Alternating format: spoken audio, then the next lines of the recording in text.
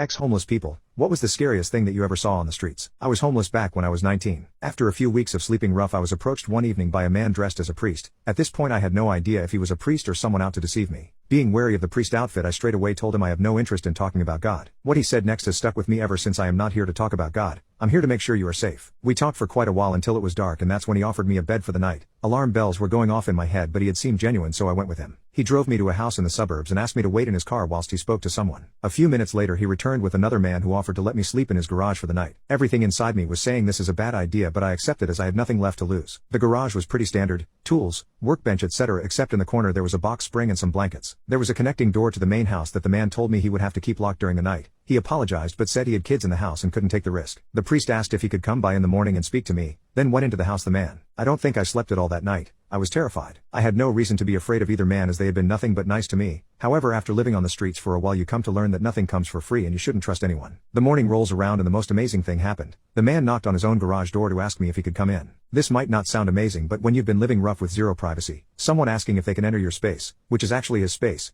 gives you a sense of being human again. Someone actually respects you enough to ask your permission. I spoke with both him and the priest every day for the 7 weeks I slept in his garage. Between them they managed to get me into a subsidized efficiency apartment. Think studio apartment, but a lot smaller. Got me a job and helped me get my life back on track. That was over 20 years ago, and I will also be indebted to both of them. I still send Christmas cards to the man whose garage was my home and visited him 2 years ago for Thanksgiving. Sadly, the priest passed away a few years back, but I guarantee that if there is a heaven, he got fast-tracked in.